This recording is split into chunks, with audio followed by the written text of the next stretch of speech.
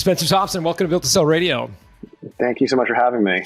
Tell me quickly the founding story. This all goes back to high school. I mean, shockingly, it goes back to high school. So I grew up in the Niagara region on the Canadian side, right, really close to Niagara Falls. And in grade 12, or as you call it in America, 12th grade, I started asking all my friends what they wanted to take in university. And they kept saying health sciences at the same kind of one or two places. And I found that very perplexing because I had never heard of anybody wanting to go into health sciences. And I used to want to be a physicist growing up, and I should not be a physicist, but I used to want to be a physicist. And so I said, okay, well, where'd you get health sciences from? And they said, well, the guidance counselor told me there was a lot of money in pharmaceutical sales, so I should really go into that. And then this kind of like spread like wildfire. And a meaningful percentage of our class ended up still, studying health sciences. And I was like kind of shocked that this kind of dogmatic approach to choosing education or career was in some ways the kind of primary methodology that people had for doing that. And I hadn't really given it much thought. And so the year after high school, I actually didn't go to college, and I read a whole bunch of books on really human development, but in particular career development, the kind of theory and the history of how career development came to be post-World War II around assessments and encyclopedias and taxonomies, and then struggled, frankly, to start a business around this. The whole core concept was, how could you help people find their ideal career through really learning a lot about themselves, using data, which at the time was a big deal, right? Like the Spotify, Netflix, Amazon recommendation model was all the rage at the time. And so how could you do that for careers? And I really didn't know what I was doing. I think I actually took a survey like yours. I mean, I was in high school 30 odd years ago, embarrassingly to admit, but like, I think my guidance counselor gave me a questionnaire to fill out. And, it said, oh, you should be a fireman, a lawyer, like it was very, very rudimentary. But what you created was a much more sophisticated version of that, right? We tried. I mean, in many ways, what you went through is one of the realizations that I had, and you're getting at, I think, the core of the origin story, which is most of the career assessment technology that was built in the 1950s, which was really for sorting military members back into the workforce, right? So we had millions of military members all around the world.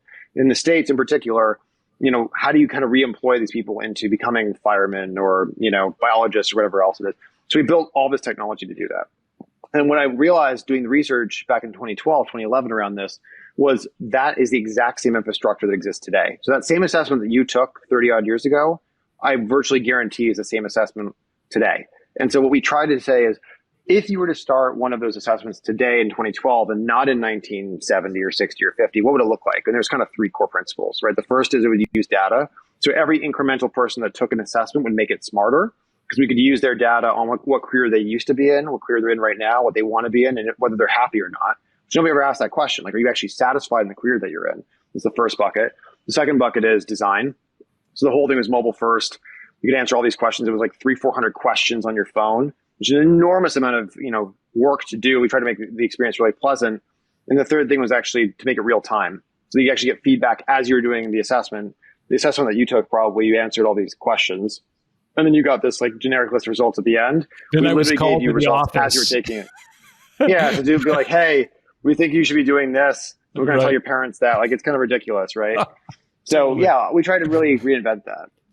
That's awesome. It's fascinating to hear what you did, and I'd love to know the business model behind it. So how did you make money? Well, I mean, to be transparent, it was actually the number one issue with the company the entire time it existed was, on the surface, we actually had real growth. I mean, the service was and is used by tens of millions of people. And, I think it's probably the largest career assessment or the largest occupational tool in the United States. And so in terms of its fulfilling its mission of to help people find their ideal career, never got, you can never really get towards 100% of that, but it really got towards that from a growth perspective. To be honest, like, we toy with all sorts of business models. We toy with a version of premium from a consumer standpoint, so people would pay for kind of premium reports. We actually built a whole enterprise business around this. So actually like talent analytics for companies to select better people and optimize their internal talent. We actually sold that business. We actually bought a business. So while in the history of this, we actually bought a whole other company focused on career and college planning for K-12 districts. It's all around the country. And I don't think we ever really figured out the right model. We had a fascinating data business, and really that's what we're really a supply side kind of labor database. But typically when you think about these businesses, revenue does lag behind kind of this growth, but I don't think we ever fully got there. And that's not to say there wasn't revenue. I mean, there was revenue in the business, but not to the degree that you'd like want to see and usually a venture backed. Where did the revenue come from, albeit limited? So about half of it came from individuals wanting to upgrade their account. So we had a free tier, which was very kind of healthy. And then we had a paid tier that was largely focused on advanced analytics around them as people. So understanding why they matched. So it's almost like the difference between free and paid was what you matched to was free and why you matched to it was paid. That was about 50%. And the other 50% was from universities. So a bunch of universities, NYU, University of Texas System, Princeton, et cetera, all use the tool for if you're a career counselor, for example, and somebody walks into your office, as opposed to using these kind of older assessments like you're describing, you would use us instead. So we charged, fairly nominal amount of money for that. And then there was a little bit of government work that we did too. So that was kind of the mix. It sounds like there's a lot of deep technology. And as you point out, revenue never got optimized and it always lagged sort of the user growth. So I'm reading between the lines saying this was an expensive business to finance, probably not something a 20-year-old kid can finance on their own. So how did you get the money to do this? The short answer is just making a lot of mistakes, right? So, but did you raise? I didn't know any of this when I was 20. We did. We ended up raising, over the history of the company, we raised roughly $13 million. And so we raised real capital. How did you value the company without any sort of benchmarks for revenue? Like, how were the investors valuing it? So I have a little bit of a different approach to how I think about this problem than I think a lot of people do. I think when you think about traditional industries, railroads, oil, infrastructure, et cetera, multiples of EBITDA or multiples of revenue make all the sense in the world. And you have these different vectors you can pull on, right? Growth is one of those vectors, profitability and kind of raw unit economics is one of those vectors. But technology companies in particular, whether people agree or disagree with this, are valued differently than that. So you think about like a WhatsApp being bought for $19 billion with 20 employees, right? Why? And they actually had the wrong business model at the time. They're charging $1 per year to use the app, which Facebook got rid of. Why? Well, really the reason behind a lot of these acquisitions is actually dominance theory. So if you want to become dominant in your market, there are certain assets that actually have to fit into place. In the case of WhatsApp and Instagram, to use the kind of meta example, those were both purchased not for revenue reasons. And you can argue that Instagram is one of the greatest acquisitions of all time. I think that's probably true for a lot of different technology companies. I would also say there's another vector that matters a lot. We've all heard of this term acqui-hire. And the reason why acqui-hires matter in our ecosystem is it turns out it's very difficult to build high quality product. And I think about building a company as a set of things that you have to de-risk over time.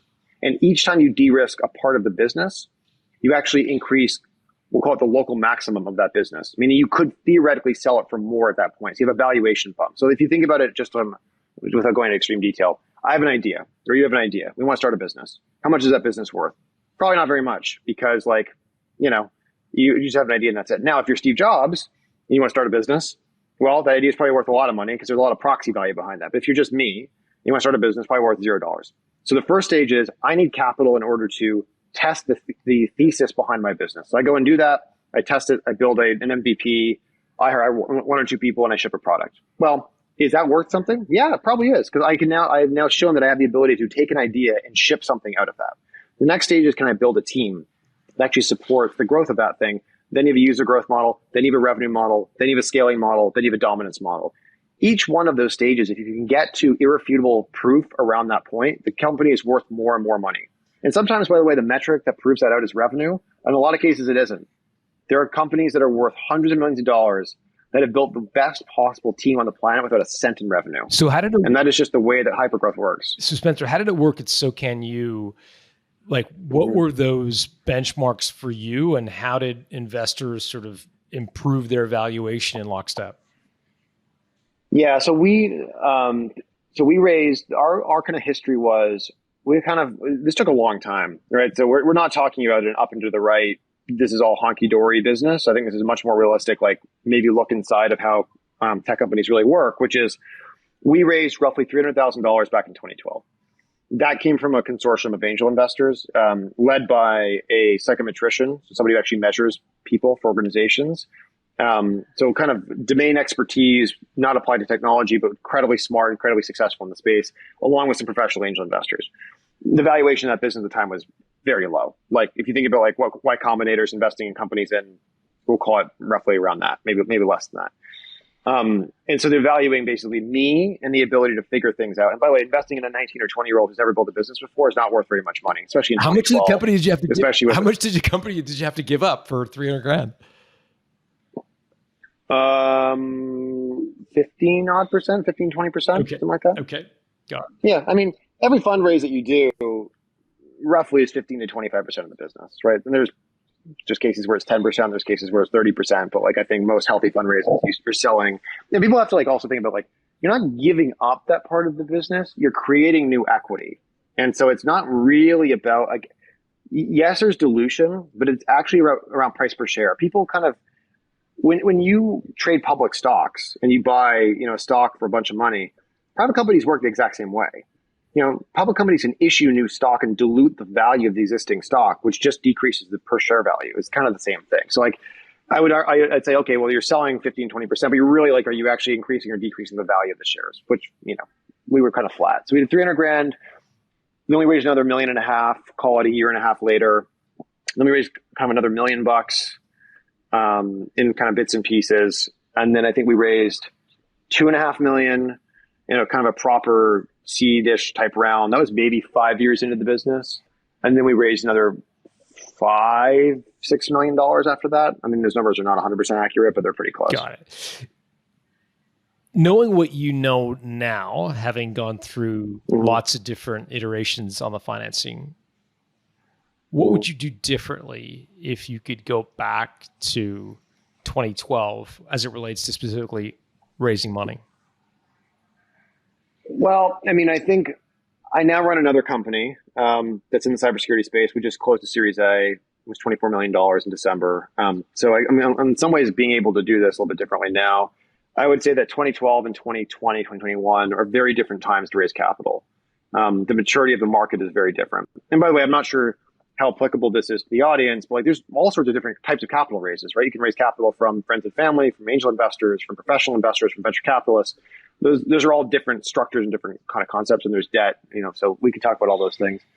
I was incredibly naive across the board, right? So I didn't really understand, what kind of signal certain kinds of investors sent. I didn't really understand the terms. Well, give me an example of a signal that an investor might send to you today that you now can listen for. You've got the signal and the noise on that, whereas when you were 20, you didn't know. I think the greatest investors in the world know that the reputation is the most valuable asset that they hold, right? So a lot of investors put a lot of terms, legal terms, into investment documents, right? To protect themselves. Something called liquidation preference, which is who gets paid out first and how much they get paid out. There's all these different terms that exist. And I think what you'll find is in some ways, it's the opposite of what people think. People think about like the best investors in the world. They think they're the biggest sharks. They're the toughest to negotiate with, whatever. I actually think that it's the opposite. I think that they actually have the cleanest term sheets, the cleanest terms overall, because they know that what they're trading on is reputation. And what I learned in my first company was, a lot of times these terms are not as clean as you would hope because, maybe the company isn't as good as it needs to be. Maybe the investors aren't as good as it. Like the market has an interesting way of sorting that matching process out. And when you don't really know what you're doing, you're kind of figuring that out. I would also argue that the Canadian ecosystem is actually quite different than the American ecosystem in terms of raising capital. I'm happy to kind of expound on that. But like, it was much less mature than the American system. But I didn't go through, for example, an incubator. I didn't go through a Y Combinator or Techstars or one of these different types of programs where you're really kind of de-risking some of those things by saying, hey, we have a reputation around this. Don't screw our companies. It was just little old me trying to put together some money. Got it. So signals, obviously the reputation of the investor is going to be important both to them and to you as the entrepreneur. What else have you learned to avoid through the process of raising money? Like what other terms have you discovered in the interim that you're like, wow, why did I sign that?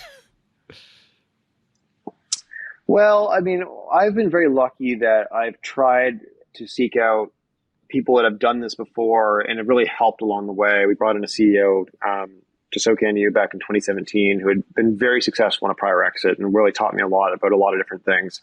So helped a lot with this too. I think there's like obvious ones like, control provisions, vetoes, things like that. Like the ability to basically not run the company that you're built to run. Like, look, I think in some ways the job of a board is to fire or hire a CEO. So like I think that's in some ways par for the course.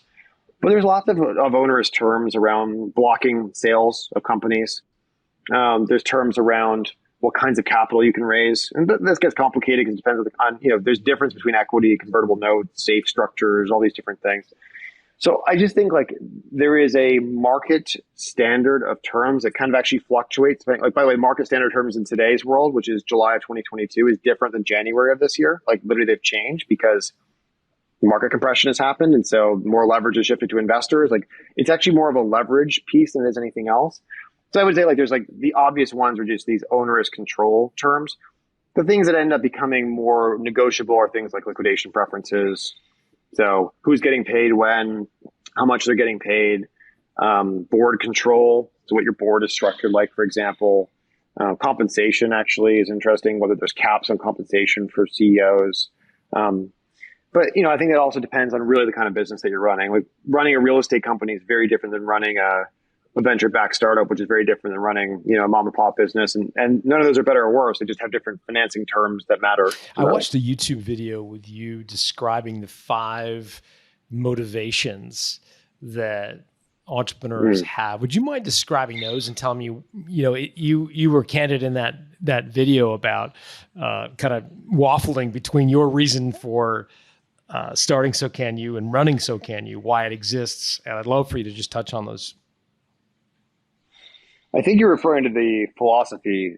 That was a horrible presentation. I can't believe you watched that, but I appreciate you doing it. I will put it in the show notes just to make sure everybody sees it now. And that's horrible. I don't remember all 5 of those, but I remember the general concept, which is, effectively you have this defining purpose of why you set out to build a business. And that philosophy in some ways governs the kinds of investors that you have, the kinds of employees you attract and everything else. I think some of the examples I gave was like, Berkshire Hathaway, for example, is very focused on, compounding returns, which makes perfect sense. Like they don't pretend to be solving the world's problems. They pretend to be returning capital at 19% a year. Okay. So it's very easy to know who you're going to attract and not for that reason. Whereas like a Tesla is different than a Pixar. So Pixar and Illumination, for example, will monetize happiness. Like Minions just had the highest July 4th opening of all time. Why? They literally design in happiness for people. It's an amazing business model. Like, yes, the business model is actually selling tickets, blah, blah, blah, and IP and all. Yeah, like, sure. But it's not really. The atomic unit is actually creativity and happiness production. It's a fascinating business. Disney's the same thing. So like that governing philosophy changes a lot. And for us, I think what you're getting at with the Sokanu one is like, we had always been driven by this kind of very focused social mission. And the social mission was to help people find their ideal career. And that's what I mean when I said at the beginning, like the mistake that I made of building the business was there was never a business model attached to that. Like if you listen to that statement, part of the challenge of building these companies is that there's different vehicles that exist. There's a reason why there's nonprofit versus for-profit. There's books sitting behind you. Why did you write a book? It's a vehicle for communicating something to try and solve a problem. There's no right or wrong answer to these things. And sometimes you build a for-profit business in a different structure. Sometimes it's a benefit corp. Sometimes it's a C corp, whatever. Those are vehicles for accomplishing missions. And so I don't think that we ever did a very good job of defining the business model up front, where if this works, what does the business turn into? And so I think the mission was actually very aligned, and I think the social piece was there. I just think it was hard to kind of tie all that together. So Sokanu, in your mind, had a social mission to help people get into jobs that were a great fit for their disposition and driving up their mental health and their happiness and so forth. Yet you brought in, when you raised $12 million of financing, a lot of sharks who have none of the same missions. Those investors, they have a fiduciary duty to their shareholders to maximize their return. And sometimes that doesn't necessarily jive neatly with a social mission. Like, am I reading between the lines, or was there a lot of conflict associated with like why we exist as a company? No, yes and no. There was never a lot of conflict, to be clear. And one of the reasons was we went out of our way to really get impact investors as the main cohort of investors. So if you look at the vast preponderance of that capital, it was family offices, individuals, or funds that were education or impact funds. And so they, by definition, have a blend between social returns and, fiduciary responsibility. Now, we can debate whether that balance should be 50-50 or 90-10. There's all sorts of fascinating things that's beyond my pay grade to have an opinion on. But I do think that it's not like we went to a purely financial return group and said, hey, here's a business. We're going to be Berkshire Hathaway. And then secretly, I went back to the team and said, hey, here's a social mission. We were very transparent about that. We tried to find investors that aligned around that. But you were on a social mission, and I'm curious to know what triggered you to want to sell Sokanu. Again, you're a young guy. I could see you running it for 30 years if it was this big mission. So why sell so young? Yeah, I mean, I've been doing it for 9 or 10 years, right? So even though I was young, I guess I was 20 and an idiot when I started it. I think that this is why it's such a fascinating show that you have and such a fascinating question is there's no uniform answer to this. I think if you ask most entrepreneurs in year 1 or year 2 and you say, hey, would you sell this company for a made up number? They're all going to say no. I'm going to change the world. This is worth at least $300 trillion, blah, blah, blah, blah, blah, right? Like there's always the same version of that. By the way, I said the same thing. I think you sell for a number of reasons. Some investors or some entrepreneurs sell because they're tired and they just don't want to do it anymore. Some entrepreneurs sell because the equity value sitting inside of another vehicle actually has a better chance of success than the equity sitting inside of their vehicle. That's usually done in stock deals, right? You can pay for deals with all cash. You can pay for deals with all stock. You can pay for deals with a blend of those things. The reason why stock matters is because you're basically just trading your equity for another equity. It's actually that's very simple calculus. I think that vehicle is a better vehicle for solving the mission than ours. There's lots of reasons for that. Well, I think it was partly the latter thing I just said. I think we had found a vehicle, largely from an impact perspective, that had a better chance of succeeding than we did independently. You lost me there. You lost me there. So you mean you identified another business you wanted to go start, or an acquirer that? Meaning we even though we raised real capital, we always were constrained resource-wise by what we wanted to do. The team never got to be bigger than 20 odd people, and so we were constrained in terms of depth of relationship with, whether it's business model, partnerships, or anything else. And so we got approached by a group, and that group had a very, very aligned social impact mission. And we thought that vehicle, it was Ben Foster and their owners, but we'll just call it Penn Foster. Penn Foster is the largest online school in the United States.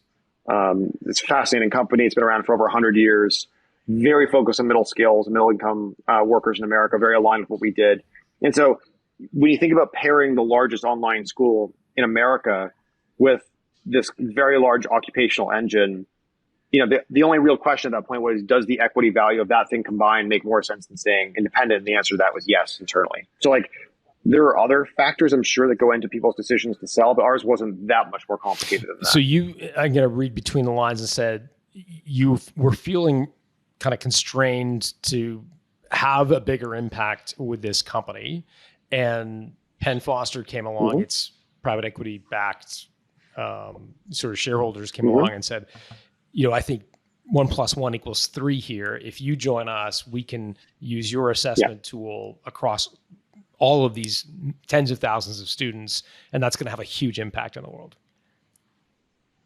Exactly. Yeah, and I don't think it's any more complicated than that.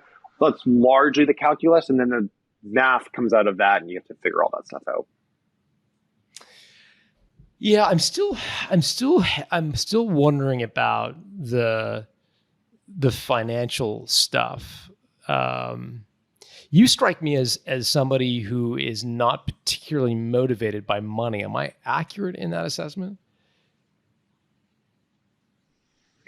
I am particularly motivated by what money enables you to do, right? So money is a resource that can translate into all sorts of different things. And I think to not value that is, for me, there's a combination of things. I have ambitions to start things in the nonprofit space. I now run another company that's raised, quite a bit of money in the cybersecurity world.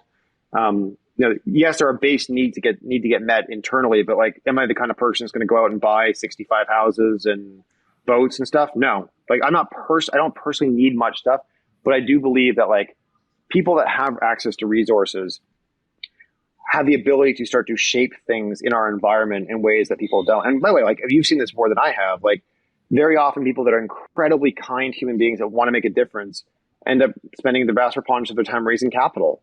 And it erodes an enormous amount of time from people who actually want to go and do things. And so having access to those resources certainly makes that life easier. But am I driven as that being the primary motivating factor? Got it. No. So Penn Foster comes along and says 1 + 1 = 3. Let's do this. Where does it go from there?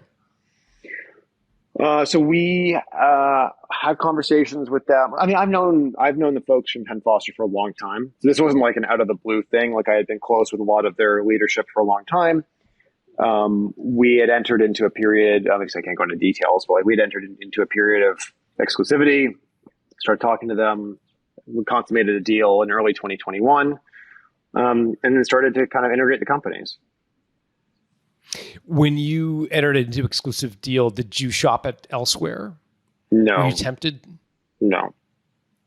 We were very focused on the 1 + 1 = 3 thing.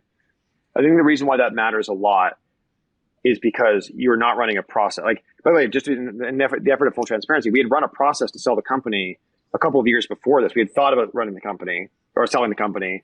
And so that was more of a like, hey, is there kind of a local maximum question here? And this was much more of a like, there's a holistic meshing of things that make a lot of sense for us. What was your experience like shopping the company?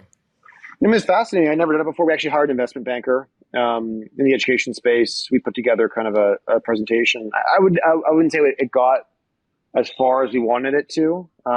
This was in 2016, 2017. We instead decided to raise capital instead of selling the company, which I think, by the way, that happens all the time. I think people kind of have these two options and they decide between them. Do I stay private and continue to grow the business? Do I exit at this point? We were kind of faced with one of those things. We decided to raise capital from impact investors. And so then it was another, call it 3 odd years until we sold the company. Got it. When you structured the deal with Penn, I'm assuming there was some kind of earn-out component or some sort of holdback that would incentivize you to sort of stay on and help with the integration. Can you get into any details there about what the structure and how that looks? I can't go into details around that. All I can say is like we did have a component of that that was tied to a couple of goals, and those goals were mostly product development and some revenue goals. And but I think earnouts are structured in kind of different ways depending on the deal. Sometimes they're purely revenue based, sometimes they're retention based, which is complicated for other reasons. But ours was it was kind of a combination of things, and we had put that structured in the deal, and that was part of the negotiation. Yeah.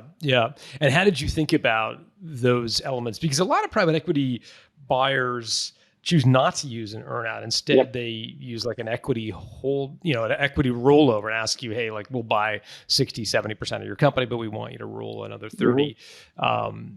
Do you have any visibility into why they chose to use an earnout as opposed to having you roll equity?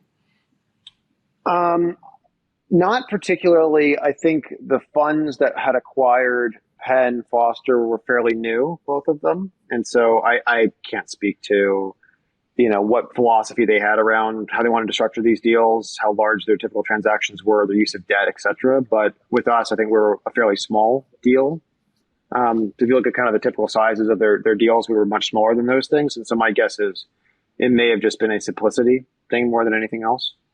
Got it. And the valuation was not, did you ever get any visibility into how they valued the company? I realized that obviously they valued the technology and the users and the IP. Did they ever put a kind of a multiple on revenue or a multiple on profit or any sort of traditional mechanism for valuing you guys? Not traditional, but the way that I would think about it is, Penn Foster is such an enormous company in terms of scale of number of users that we'll call it like, I think you can do rough calculations around efficiency of those things, right? Making certain parts of that more efficient, better matching, et cetera, starts to kind of have real value effects when you just multiply it by the scale. So I think there's probably some of that. Valuations are a very complicated beast. And so I think it's kind of, there's bottom-up models, there's top-down models, but I think the top-down model is largely based on efficiencies within the current system. And when you're talking about efficiencies, you're not necessarily talking about cutting costs, but making their funnels more efficient. So exactly. Again, I don't want to put words in your mouth, but if you've got like 1 million students and you run your regular marketing funnel and you get 1% of them to buy a course, that's the benchmark. And then if you run them through an assessment that says, hey, you should really become an HVAC technician, and they buy the course at 8% as opposed to 1%, well, that assessment was very valuable in that funnel. Am I getting the kind of efficiency? Exactly. Right? Yeah, and theirs is a multifaceted model, but like, sure, exactly. You're right to clarify that efficiency does not mean wringing costs out. It means actually like additive in terms of, completion rates or anything else. Got it. I know your time is very short, so I want to jump into a lightning round of questions. This can be just a quick, phrase or sentence or a couple of sentences answer. What is the slimiest trick you've had an acquirer try to play on you? Oh, I don't know. Acquirer could be investor as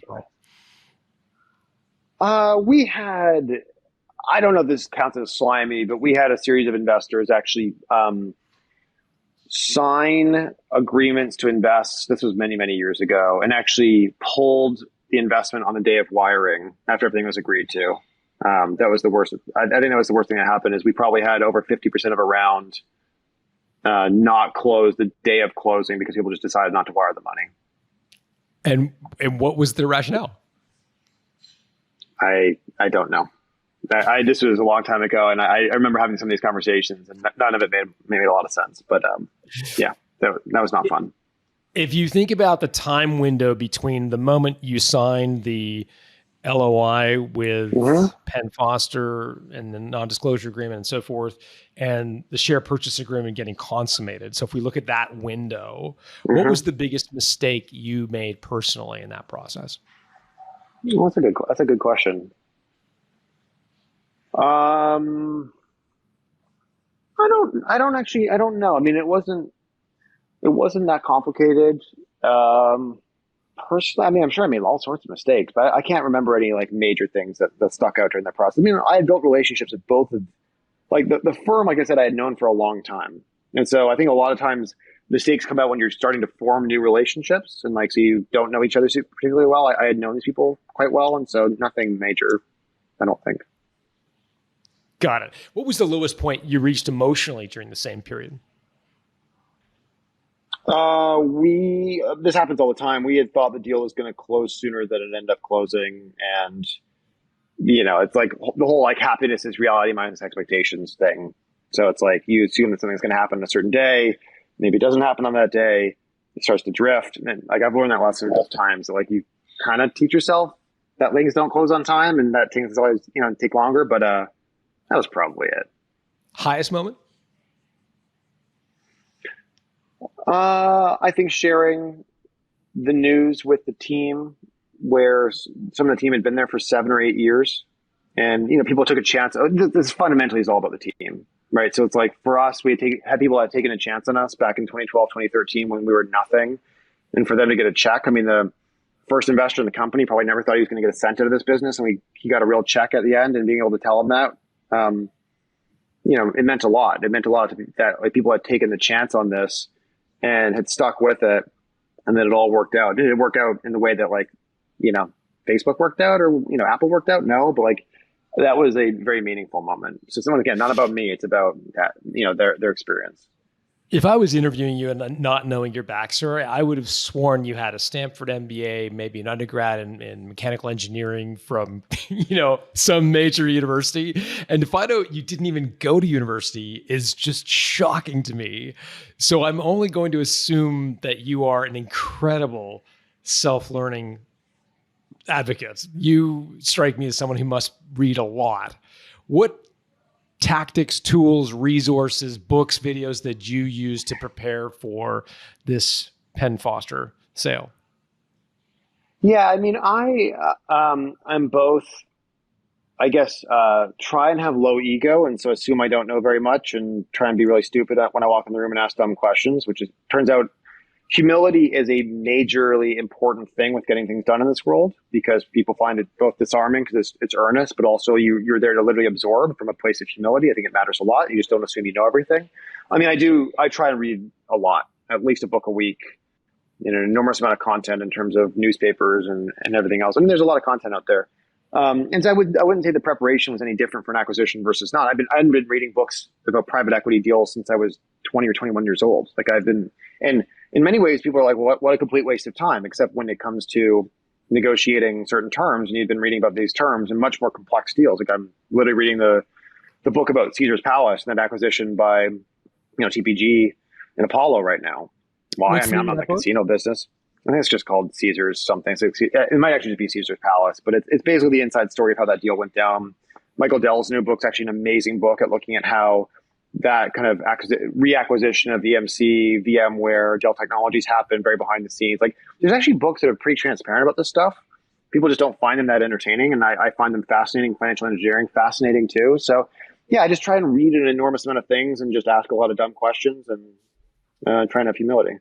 So again, just tactically, Caesar's Palace is good. The Michael Dell book is good. Is there a third that's more technical? Like if someone wanted a real primer on the private equity world, is there a book that you'd recommend?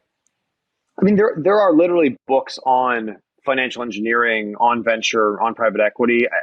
They're very dry. I mean, honestly, like The King of Capital, which is the biography of Steve Schwartzman and the kind of the rise of Blackstone's fascinating in terms of going. There's like a lot of these books actually go into the nitty gritty of deals. Like everybody talks about like the Barbarians of the Gate book, which is a fascinating book too. Like there's lots of books like that basically story tell through these deals. And if you read between the lines, you can actually see what actually gets done in these deals behind the scenes. Now they're at enormous scale, so it's different than these tiny acquisitions. But the mechanics of human behavior are not that different from deal to deal. I mean, the financial engineering is different, the debt structures are different, but like people wanting certain things and certain rationales are very similar. So I mean, there's a list. I can actually send you a list if you want after. You probably already provided it to your audience, but there's probably a list of these stories that are very useful. Yeah, it'd be great. And we'll put it in the show notes at builttosell.com. If you've got it handy, it'd be awesome. Last question. What did you buy yourself as a trophy to celebrate the exit? I bought my parents a house. How'd that feel? Great. It was the most important thing to me. That's all I cared about. I don't care about buying myself stuff. All I cared about this entire time financially was taking care of my family. So that was the first thing I did. Did they not own a house beforehand? I didn't grow up with very much money. So my situation is complicated, and my parents that are in Vancouver, the short answer is no. So it was like, we never had a house in Vancouver. So that was the first thing I did. It's amazing. It's an amazing story. And I'd love to have you back when you sell your next company. It would be great to hear how the next story ends. I have a feeling it's going to be a success, just as this one is. Yeah, I'd love to. Thank you. If folks are keen to reach out, is there a good place? Are you a LinkedIn guy or more social media? What's the best place to reach out? I'm probably bad on all those things, but if people send me a LinkedIn, I'll respond. It's probably the easiest thing since it's public. I mean, Twitter's fine too. I can give my email in the show notes if you want. Like, at least a version of my email. That's probably easier. Great. And do you want to give your new company a plug too for folks listening? They want to learn more about that? Yeah, I mean, I don't have to plug it, but the new company's called Prelude. It's going to sound counterintuitive. We actually attack companies in a safe way. We actually mimic what an adversary does against your systems in order to expose and harden your defenses. And we do that at kind of high scale. It's a fascinating. So as you can tell, like I have no background in this whatsoever. So it's been a really fascinating, going back to my humility thing. It's the same process. Like you just learn a whole bunch of new things. Love it. Spencer Thompson, thanks for doing this. Yeah. Thank you so much for having me.